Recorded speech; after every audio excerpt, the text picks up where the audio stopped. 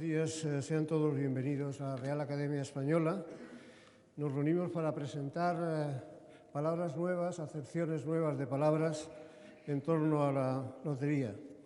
En la tarjeta que se ha distribuido, titulada Los artilugios de la lotería, de las loterías, tienen una referencia a las palabras que luego mis compañeros académicos y el propio presidente de Loterías y Apuestas del Estado les explicará. Está con nosotros el presidente de Loterías y Apuestas del Estado, don Luis Mateo Díez, académico y reconocido novelista, y Pedro Álvarez de Miranda, lexicógrafo y académico de esta casa. Seguramente los que hayan venido a este acto sin reflexionar previamente por qué vienen a la Academia para hablar de loterías, habrán pensado que es un extraño maridaje este de la lotería y la Academia, y a qué se debe esta reunión, este proyecto común en torno a la lotería y las palabras. Pues verán, tiene bastante sentido. No somos una extraña pareja, las loterías y la Academia. Acabamos de celebrar un congreso en Sevilla, un congreso de la Asociación de Academias de la Lengua, donde hemos estado reunidos, digo, en Sevilla, gracias, entre otras cosas, al generoso patrocinio de Loterías y Apuestas del Estado. Con ocasión de esa estancia en Sevilla, he reflexionado personalmente qué coincidencia que Sevilla nos ofrezca acogida en un congreso patrocinado por una entidad que se dedica a una clase de juego, un juego de azar, un juego de suerte, la lotería. Realmente pensé entonces que la Real Academia está en deuda con el juego, pero de un modo muy notorio, porque si miran nuestro diccionario y tienen la paciencia de identificar cuántas palabras en el diccionario se refieren al juego, verán que hay más de 1.500 palabras marcadas con juego en las diferentes posibilidades. Y Sevilla es una ciudad, sobre todas, que en la época de la edad de oro, pues literaria, tenía tal cantidad de garitos y de lugares de juego que generó una palabrería inmensa que posteriormente fue recogida por el diccionario. Fue recogida en el diccionario porque casi todos los grandes escritores del siglo de oro fueron también grandes jugadores y conocieron el juego de un modo magnífico. Quizá la mejor manera de expresarlo es que un literato, un poeta tan grandioso como Luis de Góngora se dejó su patrimonio entero en los naipes y Francisco de Quevedo pudo dedicarle este epitafio. Yace aquí el capitán del rey de Bastos, que en Córdoba nació, murió en Barajas y en las Pintas le dieron sepultura. Bastos y Barajas, que usa Quevedo, son palabras conocidas todavía para nosotros, pero no Pintas, que nuestro diccionario define como palo dominante en el juego, pintangoros, por ejemplo, o una señal que tienen los naipes en los extremos por la que se los reconoce. Pintas era también un juego que no se define como tal en el diccionario, que se jugaba con una baraja boca arriba. El juez de los divorcios de Miguel de Cervantes no sabe jugar a pintas. El juego llamado primera lo tenemos en el diccionario definido como un juego de naipes en que se ganaba con la suerte del flux. Flux no se emplea ahora casi nada, pero se da esa circunstancia cuando son de un mismo palo todas las cartas de un jugador. La primera había sido inventada en España en el siglo XV, pero tuvo gran éxito en Londres. Shakespeare hace lamentarse a Falstaff en las alegres casadas de Windsor de que no había mejorado la fortuna jugando a la primera. En el Enrique VIII de Shakespeare pone en boca de Gardiner que el rey se había quedado con el duque de Suffolk jugando a la primera. Cervantes alude a otro juego, la quínola, que en nuestro diccionario la define como juego de naipes cuyo lance principal consistía en reunir 4 cartas de un palo ganando, cuando había más de un jugador que la conseguía, aquel que sumaba más puntos. En Ricorete y Cortadillo se alude, además de a las quínolas, al juego del parar, al que también llamaban andaboba, Parar lo tenemos en el diccionario como juego de cartas en el que se sacaba una para los puntos y otra para el banquero, y de ellas ganaba la que hacía pareja con las que iban saliendo de la baraja. También aparece en el Rinconete y Cortadillo el juego de la 21, y Rinconete presume de saber mucho de otros juegos. Obsérvese el manejo que hace Cervantes de esta cuestión en boca de Rinconete. Yo sé, dice, un poquito del floreo de Vilán. Floreo ha desaparecido del diccionario en sentido de juego y ha quedado simplemente como disponer del naipe para hacer trampas. Pero Rinconete sigue. Entiéndeseme el retén, que era más bien una trampa, porque consistía en tener guardadas varias cartas sin conocimiento de los demás para sacarlas a conveniencia del tramposo. Retén en este sentido no existe en el diccionario. Sigue Rinconete. Tengo buena vista para el humillo. Juego bien de la sola, de las 4 y de las 8. No se me va por pies el raspadillo, verrugueta y el colmillo. Éntrome por la boca del lobo como por mi casa, y atreveríame a hacer un tercio de chanza mejor que un tercio de Nápoles y dar un astillazo. De aquí que, en resumen, los juegos que maneja Rinconete son, además de los más generalizados, las quínolas o las paradas, el retén, el humillo, la sola, las 4, las 8, raspadillo, verrugueta, colmillo, boca de lobo, tercio y astillazo. Palabras que conocemos hoy y están en el diccionario gracias a la afición al juego de personajes como Cervantes, de quien algunos dicen que era un perfecto taur y que perdió las pocas veces en su vida que fue un poco riquillo, perdió todo eso en los juegos, como se dice también, y hemos visto antes en boca de Quevedo, del propio Luis de Góngora. Este mundo del juego permite a nuestros literatos manejar expresiones también como dar barato, envidar el resto, doblar la parada, tomar las manos, tener el envite, hacer mesa gallega, pasante, pata de la traviesa, y también, desde luego, poner nombre a personajes que andan haciendo follerías por las coimas, mandrachos, leoneras, palomeras, garitos, chivitiles y otros. Por allí andaban todos los taúres de aquel tiempo llamados encerradores, cabestros, tutores, pedagogos, chapetones, momos, saladores, andarríos, baltarios, vivanderos, pringones, tomajones, dencaídes. Y todavía alrededor de cada uno de ellos una caterva de pícaros de la valentía, como espadachines, matasietes y espantaochos.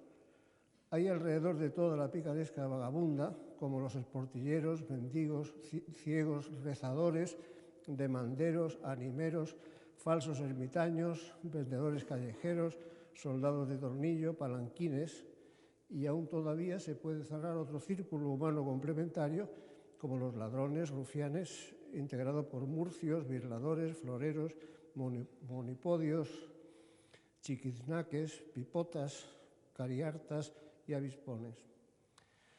Pedro de Covarrubias, en un remedio de jugadores que imprimió en 1519, clasifica todos los juegos que se usaban en España, y Fray Francisco de Alcover, en su Tratado del Juego, que publicó en 1559, descubre muchas modalidades de juego, sin olvidar todas las fullerías. Es curioso lo que sabían los frailes y curas de juegos. Quizá uno de los libros donde se explican mejor todas las fullerías del 16 sea el de Luque Fajardo, Fiel desengaño, se llama el libro. Había sido cura y conocía perfectamente todas las trampas que se hacían en Sevilla, y cuenta muchas variables como las zanganías, gaitas, ribetes, rocíos, jamonas. Luego se arrepintió y se vino a Madrid a rezar en un lugar más tranquilo. En fin, todo esto lo conocían nuestros literatos del siglo de oro, y de esa literatura pasó a nuestro diccionario en virtud del trabajo inmenso que hizo la Academia entre 1713 y 1739 en su diccionario de autoridades, que recogió, partiendo de la literatura clásica, esencialmente todas las palabras que eran útiles para que formaran parte de un diccionario. Por esta vía se explica que el nuestro tenga 1.500 palabras, decía, procedentes del juego. Lotería, que es la palabra central de lo que hoy nos ocupa, entró en el diccionario mucho más tarde, porque también lotería es un juego mucho más tardío. Realmente no se lee en la literatura clásica española, no se lee juegos de lotería y formas de lotería hasta que no aparece, incluso cuando aparece, quiero decir, en el Diccionario de Utilidades en 1734, se hace de él una definición que indica que no es un juego generalizado en España. Lo define como lo mismo que rifa. Hácese en varias ciudades de Europa con mercaderías o billetes de banco, asistiendo a la justicia.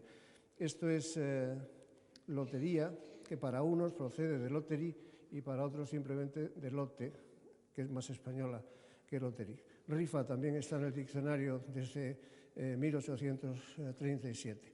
Estas palabras fueron luego complementadas desde muy pronto con las normas que tratan de evitar los excesos y las fullerías en el juego, normas contra tahures. La más principal de todas, como bien les constará, el ordenamiento de tafurrerías de Alfonso X el Sabio, una de las cosas más peligrosas para el orden público que llegó a regular el rey sabio.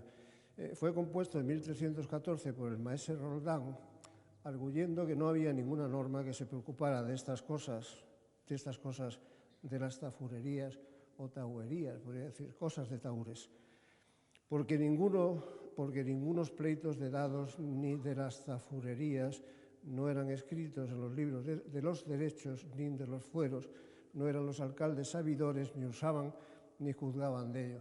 Por eso hace el rey sabio un libro específico para castigar las prácticas irregulares en este punto.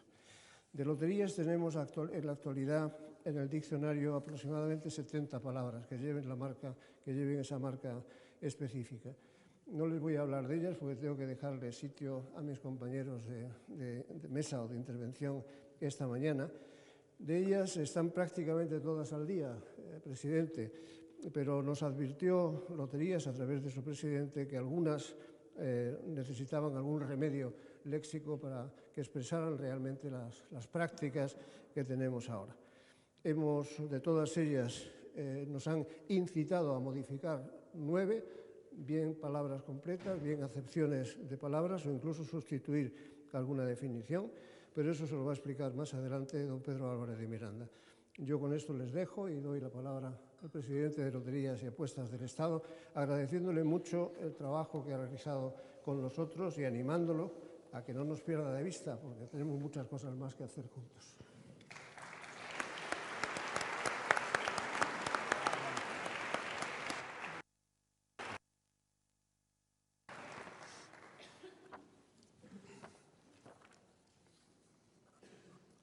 Buenos días.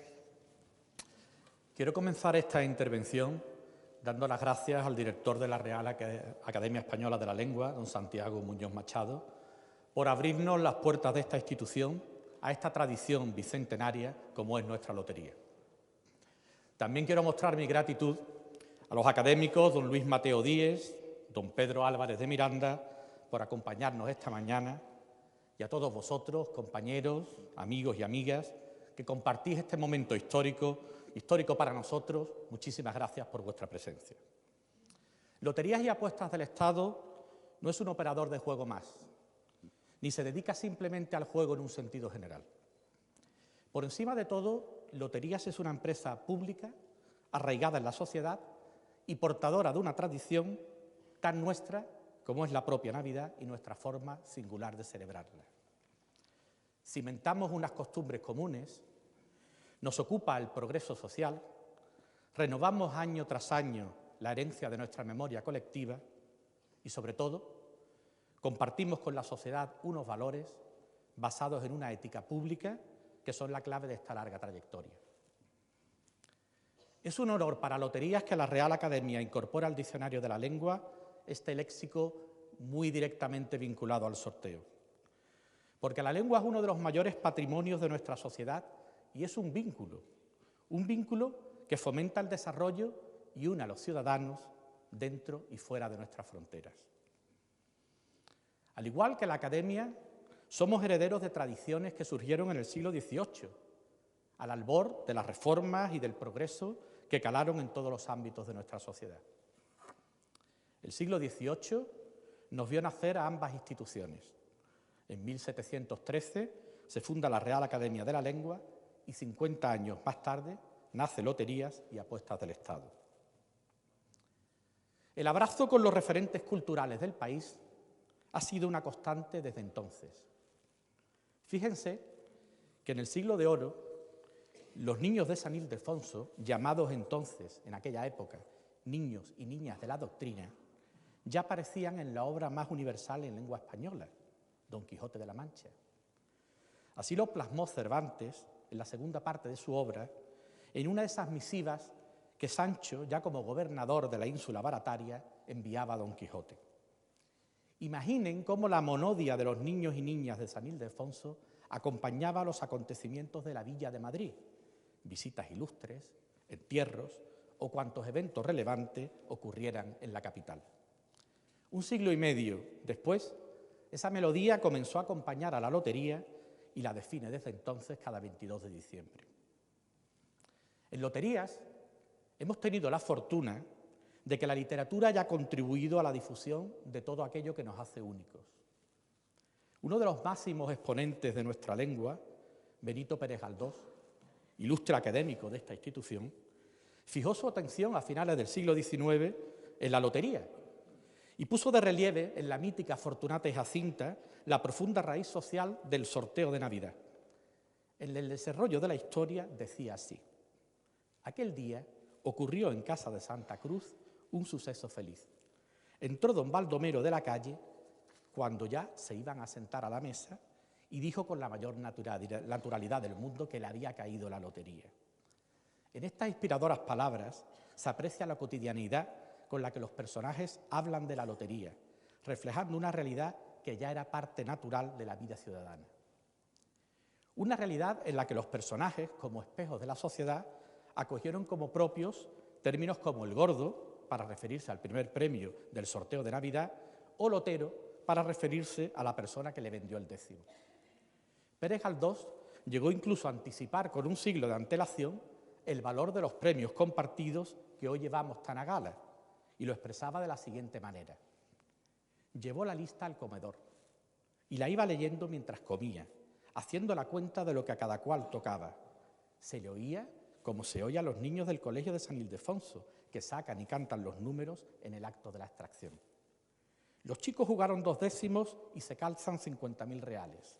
Villalonga 1 décimo, 25.000. Samaniego la mitad. De esta misma época data el relato Las Tres Dichas, publicado en el libro La Ilustración Española y Americana, donde el escritor Emilio Gutiérrez Gamero presenta un relato caracterizado por el humor y un perfil costumbrista. Igualmente, a finales del siglo XIX se estrenaba en Madrid una zarzuela, El chaleco blanco, de Federico Chueca y Ramón Carrión, donde la acción, de forma cómica, transcurre en búsqueda de un décimo premiado. Y por poner un último ejemplo, en el siglo XX, Valle Inclán, en una de las mejores obras de teatro escritas en nuestra lengua, Luces de Bohemia, nos brindó el esperpento de una trágica situación en torno a un número de lotería capicúa. Lo exponía así en el estilo modernista que utilizaba en sus acotaciones. El ciego saca una vieja cartera y, tanteando los papeles con aire vago, extrae el décimo de la lotería y lo arroja sobre la mesa. Queda abierto entre los vasos de vino, mostrando el número bajo el parpadeo azul del acetileno. El espejo literario de la sociedad volvió a ser una vez más el reflejo de nuestra historia. Y es que las tradiciones son cultura y suelen ir de la mano de las artes en su conjunto. Esta realidad se puso de manifiesto en una de las mayores obras de arte de la cinematografía universal. El documental sobre las Urdes, realizado por Luis Buñuel, fue una obra que solo pudo ser llevada a cabo gracias al gordo de la lotería que le tocó a un amigo del cineasta. Un autor visionario como Walter Benjamin decía en su ensayo La obra de arte en la época de su reproducción técnica que las técnicas de reproducción esconden un potencial inimaginable como difusoras de cultura. Y lo son en la medida que permiten transmitir y poner al alcance de todos el arte y el conocimiento. Nosotros pensamos que una de esas herramientas son nuestros décimos. Su potencial permite transmitir cada semana aquello que nos define como sociedad.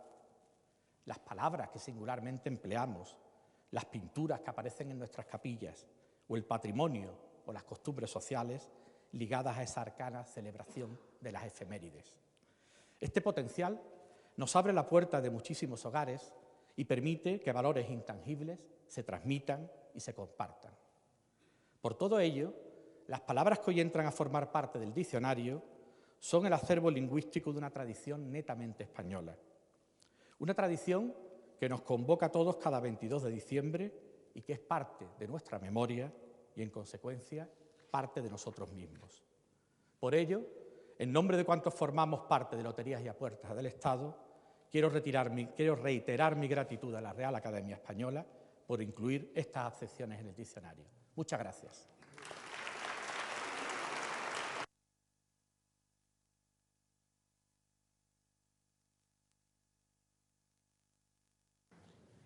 Tiene ahora la palabra don Pedro Álvarez de Miranda para explicarnos las 9 palabras en cuestión, o acepciones de palabras.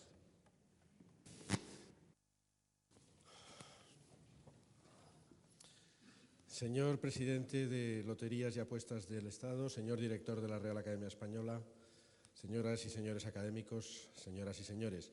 El Diccionario de la Lengua Española de esta academia es una obra en permanente renovación, y no solo porque deba acoger las voces y acepciones nuevas, los llamados neologismos, sino también porque debe tratar de cubrir mejor sectores del léxico ya presentes en ella. Recientemente la Academia ha aprobado la inclusión de algunas acepciones relacionadas con la lotería que no figuraban en el diccionario y que se van a añadir en la versión electrónica.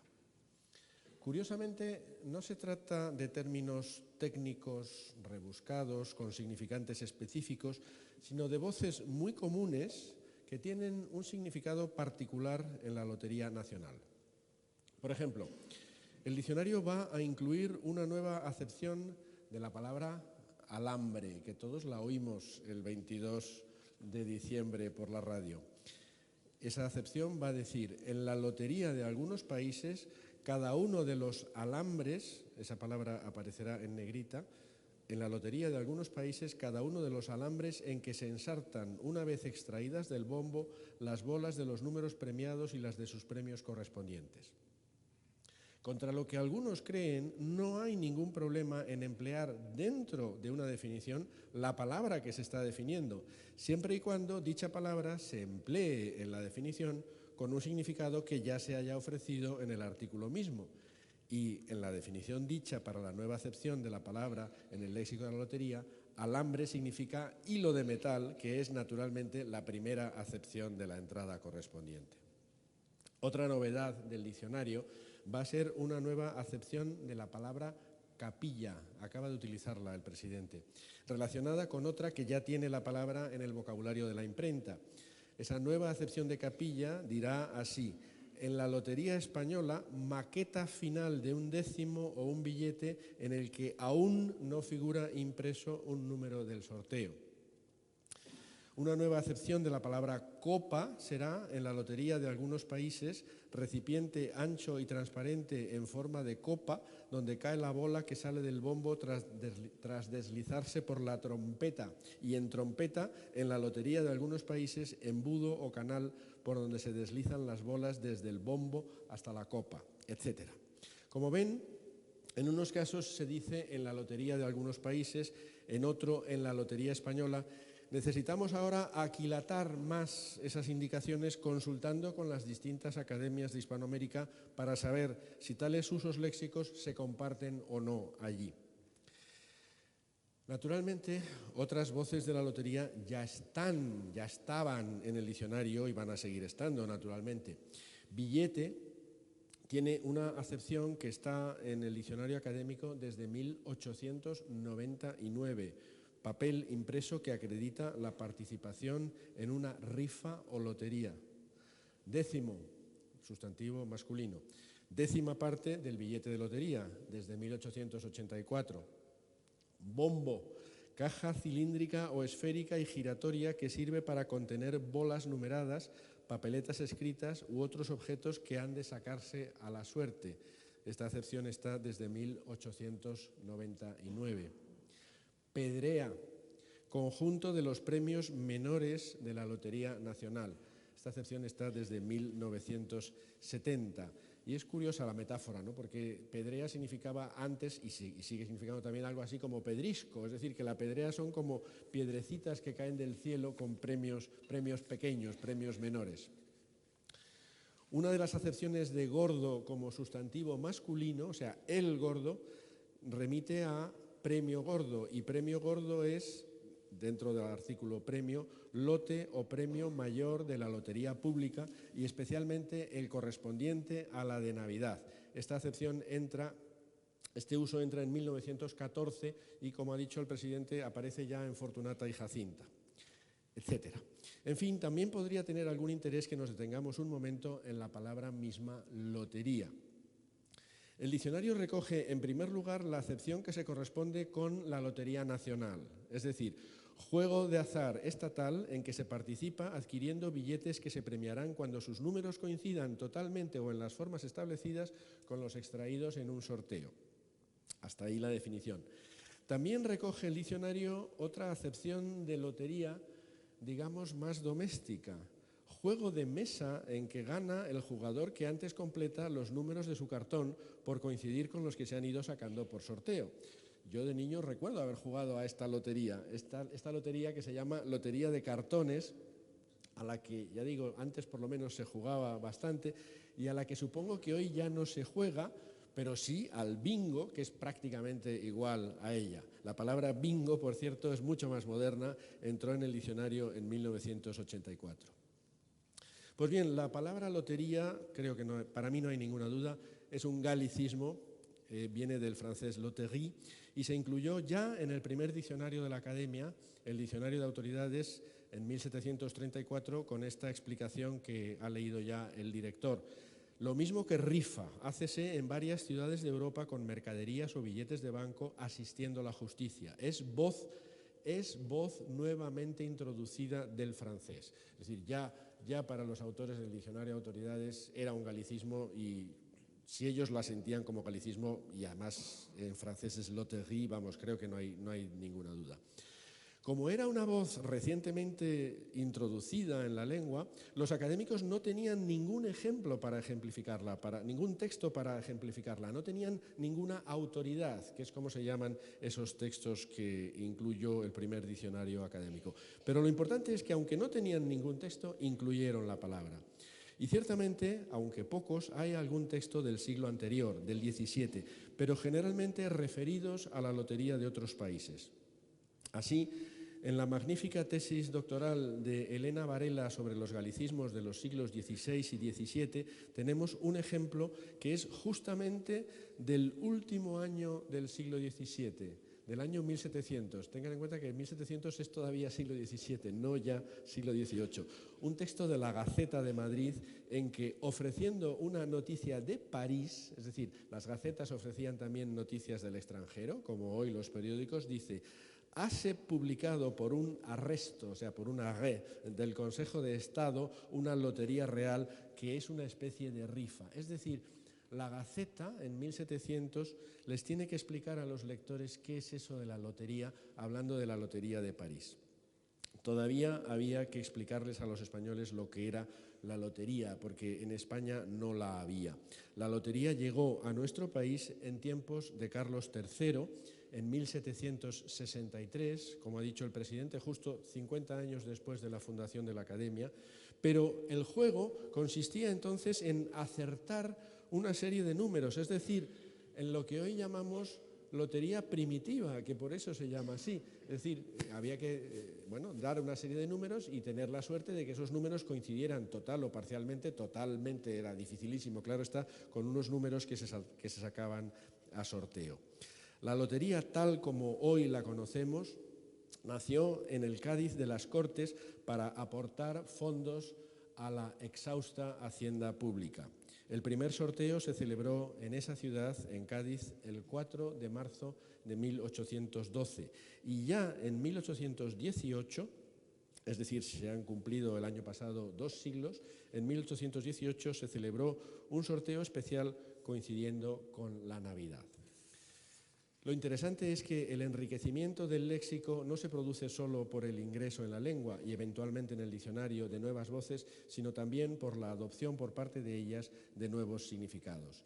Hemos visto que en 1734 el diccionario de la Academia recogió la palabra lotería con su significado básico. Pues bien, en 1817 el diccionario añadió 2 acepciones, la de juego casero en que se imita el juego público con números puestos en cartones, es decir, la lotería de cartones, y otra más, la casa en que se despachan los billetes y se anotan los números de los jugadores de lotería. Es decir, que lotería también significaba el establecimiento donde se donde se recibían los números. Significado que naturalmente evolucionó con el tiempo y hoy aparece en el diccionario así: establecimiento en que se venden los billetes de lotería. Es la acepción que aparece, por ejemplo, en una frase como compré el 10º en la lotería de doña Manolita, es decir, la lotería es también el establecimiento de lotería. El actual diccionario de la lengua española recoge una acepción más, muy adecuadamente definida así: asunto cuyo resultado depende de la suerte o de la casualidad. E ilustra este ejemplo, con el ejemplo van a ver mejor de qué acepción se está hablando ahí, e ilustra este empleo con un ejemplo: la lotería de los penaltis. Los lexicógrafos tenemos que entender un poco de todo, pero desde luego es imposible que entendamos mucho de todo. A la hora de recoger y definir el léxico especializado, necesitamos que los expertos nos ayuden, como ha hecho la Sociedad Estatal Loterías y Apuestas del Estado, para enriquecer nuestra obra con las acepciones a las que me refería al principio. Le agradecemos, señor presidente, esa colaboración y esperamos que continúe en el futuro. Muchas gracias.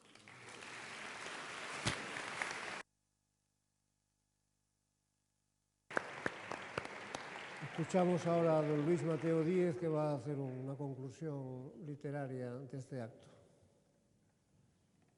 Pues sí, señor director. Un saludo a todos ustedes. Voy a hacer una conclusión un poco literaria.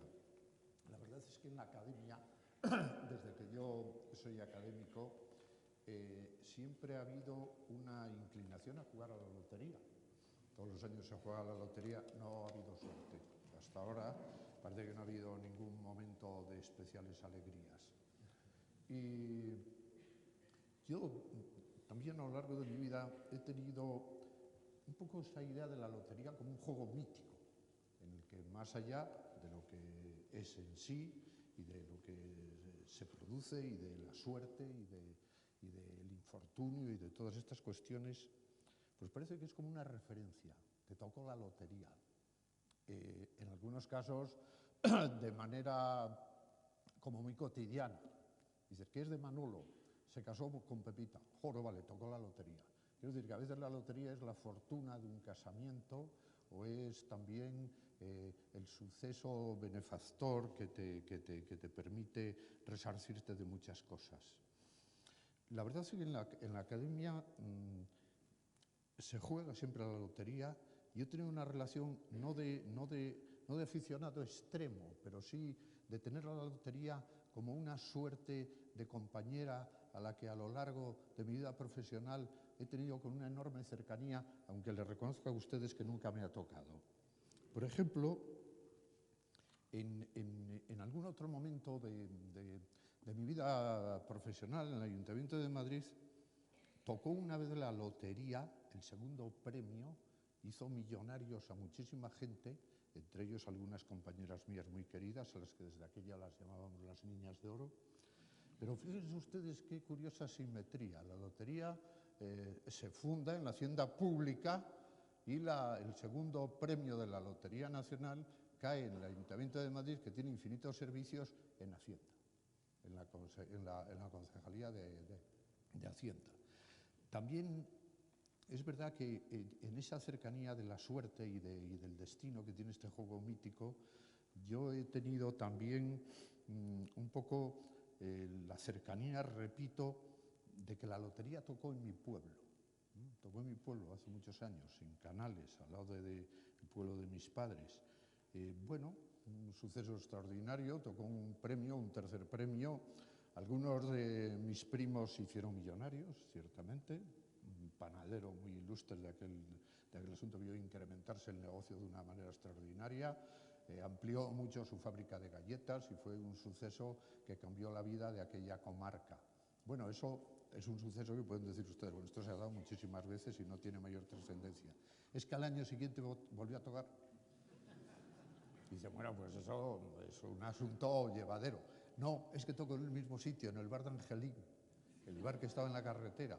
Entonces, bueno, esto de este juego mítico, claro, el azar, la fortuna, el infortunio, cuando no te toca, yo creo que en esos casos es un suceso muy extremo. Porque, claro, hubo mucha gente que pasaba todo el día soplando en el bar de Angelín y no compró un décimo, ¿no? Y ese suceso, de eso yo recuerdo un suceso también en un compañero que era una persona que cuando todos comprábamos la lotería de Navidad, él era muy arrogante y la menospreciaba. Dice, ya no quiero lotería, eso para qué me interesa. Este hombre trabajaba en un pequeño taller de un hermano suyo, donde también, además de trabajar en el municipio, pues compraban lotería. Y él decía, no, a mí dejarme de lotería. Y les tocó el tercer premio. O sea, cerraron el taller, se hicieron todos millonarios. Y este hombre, desde aquella, fue un ser hosco, un poco lejano, mohíno y un ser humano, yo diría que amargado. Como todas estas chicas con las que yo convivía mucho, compraban mucha lotería, la verdad es que a muchas les tocó y muy bien, compraban mucha lotería, y yo usaba una palabra, que se lo comentaba ahora, hace un momento, ahora que estamos viendo las nuevas palabras en el diccionario, se lo comentaba a don Pedro, yo uso una palabra que ahora al venir, al preparar alguna cosita para poder decir aquí, me he dado cuenta del uso inadecuado que hacía de ella, que es lotero, que como saben ustedes es el que vende los billetes de lotería, lotero, lotera, en fin. Pues aquella afición desmedida de mis amigos, de mis 3 amigas a la lotería, me incitaba a mí a decir, a veces me decían, vente, Mateo, que vamos a comprar lotería. Compraban la de los ciegos, compraban la primitiva, hacían quinielas, compraban la de la nacional, todas las loterías, todo les interesaba. Y yo decía, ¿pero qué loteras sois? Y claro, ¿qué loteras sois? Y oye, en lotera, estoy esperando mal la palabra, probablemente lleguemos, Pedro, a hacer alguna acepción, porque como Pedro dice, es una manera de abrir los significados de las palabras. Yo creo que se usa bastante, pero ¿qué lotero eres? Porque si no, uno puede decir, ¿pero qué aficionado eres a la lotería? Ya si te extremas podrías decir, ¿pero qué vicioso? Bueno, en la academia, la verdad es que el presidente nos ha contado algunas referencias literarias importantes. Hay una en la academia que a mí me gustaría dar un pequeño repaso sobre ella. Obviamente, don Benito fue académico, pero en la cercanía tuvimos un académico al que yo tuve la suerte de conocer, uno de los grandes dramaturgos contemporáneos, Antonio Buero Vallejo. Buero Vallejo tiene, como seguro que ustedes saben, una obra en la que un elemento crucial es una mirada desolada del ser humano, tal vez porque se relaciona mucho con sus propias vivencias de posguerra, con su vida de vencido, con muchas cuestiones de esas. Y una mirada también muy simbólica desde unas ciertas perspectivas realistas, sobre todo en una obra maestra y seguro que eternamente clásica, que es Historia de una escalera. Él tiene una obra también muy interesante, y la cito amparándome también en esta condición de académico de Buero, que es Hoy es fiesta. Hoy es fiesta está en esa dimensión del realismo un poco simbólico y cuenta un suceso en Madrid. El escenario es la terraza de una casa de vecinos, un día festivo. Él dice que es medio festivo, de trabajo, no trabajo. Bueno, un día festivo en el que hay sorteo extraordinario de la lotería y un partido también internacional muy importante en el Madrid, donde se encuentra ese lugar donde viven todos estos vecinos, esa azotea. Es un día de exaltación por lo festivo. Bueno, entre los vecinos hay sus más y sus menos. Hay una portera que es la cancerbera y que es una señora amargada que no les quiere dejar subir a la azotea, donde ellos parece que encuentran por lo menos un tono de vitalidad y alegría más grande que el de las madrigueras donde pueden vivir. Y es un día también muy efusivo porque en el inmueble vive una pitonisa que vaticina que va a haber una gran suerte. Hay una señora también venida menos, una señora de dinero que está en la pobreza, que vive también en el inmueble, que ha comprado un décimo de lotería y ha hecho participaciones. Todos los vecinos, en un intento de ayudar a la pobre mujer, compran participaciones. Y la pitonisa dice que algo puede suceder. Bueno, lo que sucede es que por la tarde, una vez que se celebra el sorteo, la obra es por la tarde y un día semifestivo, no sé si eso... Bueno, ese día se celebra el sorteo y el gordo, el número que tienen todos es el gordo. Bueno, se despierta una explosión tremenda que corre por todo el barrio, algunos enemistados, vecinos, se dan abrazos amistosos, todo se trastoca y todo se da... Todo es un auténtico regocijo. Cuando la hija de esta señora venida menos, en un momento muy dramático, dice, no es así, no, mi madre os ha engañado, es un décimo falso, es un décimo antiguo que ella tenía, ha hecho a partir de las participaciones y esto es lo que ha sucedido. Toda esa explosión se convierte de pronto en un elemento de aborrecimientos mutuos, intentos de agresión y demás. Al final la obra termina mal, claro, termina como no puede ser menos, hasta un intento de suicidio, en fin, cosas horribles. Pero el fondo es que Buero lo que nos cuenta es una gran fábula sobre las esperanzas, las frustraciones, los recuerdos, los problemas, los temores, la ilusión de elevarse en la vida menestral que te ha tocado para ser algo más, y ese que te ha tocado es el juego de la lotería y esa vertiente simbólica que le da a la obra, la verdad, una potencialidad y una verosimilitud verdaderamente extraordinaria. Bueno, no les canso más a ustedes, pero sí termino. A la hora de pensar que yo podía hacer una intervención mínimamente literaria, me di cuenta de que tengo un microrrelato, son relatos pequeños, diminutos, un microrrelato en el que hay algo de todo esto que les he estado hablando y que les he estado contando, y con él finalizo agradeciendo su atención. El relato se titula La papelera.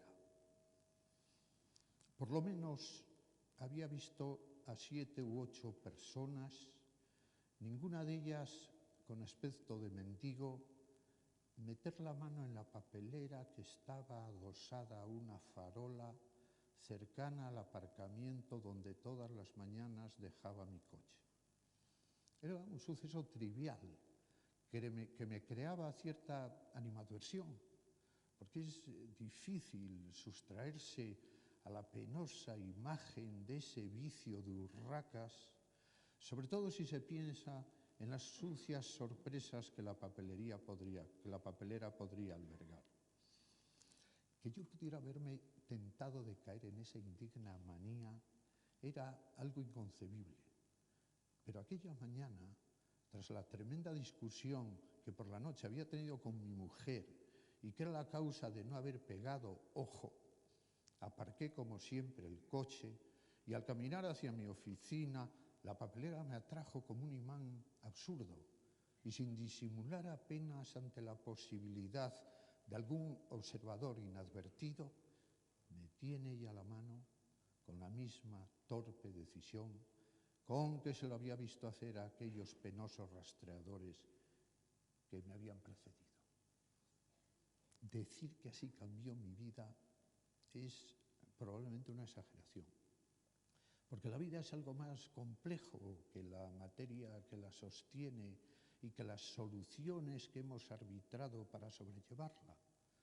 La vida es antes que nada, y en mi modesta opinión, el sentimiento de lo que somos más que la evaluación de lo que tenemos. Pero sí debo confesar que muchas cosas de mi existencia tomaron otro derrotero. Me convertí en un solemne empresario, me separé de mi mujer y contraje matrimonio con una jovencita encantadora, me compré una preciosa finca y hasta un yate, que era un capricho que siempre me había obsesionado, y sobre todo me hice un trasplante capilar en la mejor clínica suiza y eliminé de por vida mi horrible complejo de calvo adquirido en la temprana juventud. El billete de lotería que extraje de la papelera estaba sucio y arrugado, casi como si alguien hubiese vomitado sobre él.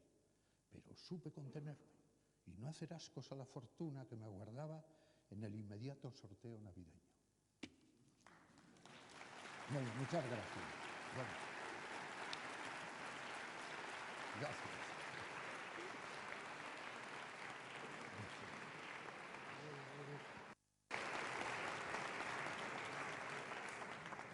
Bueno, vuelvo a ocupar el atril solamente para agradecerles la presencia en este acto y agradecer igualmente a todos mis compañeros sus brillantes intervenciones. Gracias también, Jesús Huertas, presidente de Loterías y Apuestas del Estado.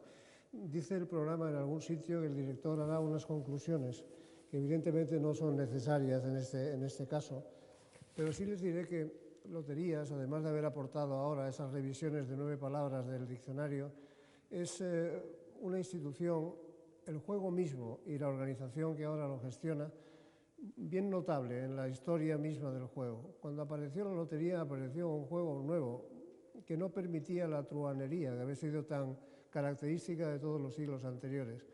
De los juegos antes eran de envite y la lotería es un juego de suerte, no de azar, que tiene una significación negativa en nuestro diccionario durante muchos años.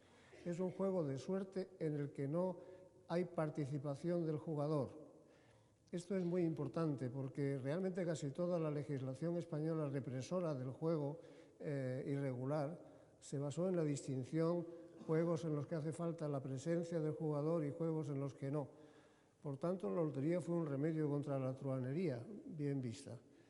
Y la empresa que con el tiempo se ha formado a partir de que el juego se estableció en España es una empresa que se diferencia de cualquier otro establecimiento en el que se practique el juego por muchas razones. Pero como conclusión me gustaría establecer hoy aquí una muy significativa por la presencia del presidente y la presencia de Loterías y Apuestas del Estado en esta casa y por el trabajo que hemos hecho juntos. Es una empresa de éxito, Loterías y Apuestas del Estado, una empresa que gana dinero, una empresa del Estado que gana dinero, una empresa que gestiona los servicios que tiene encomendados con mucha fortuna. Pues bien, esto se nota más que en ninguna otra cosa en la aplicación de sus excedentes y en el gusto que tiene la entidad por la cuestión de la cultura y las prácticas sociales. Están con nosotros presidentes y representantes de altas instituciones sociales de este Estado, privadas como Cáritas o la Cruz Roja, que reciben dinero de loterías y apuestas del Estado.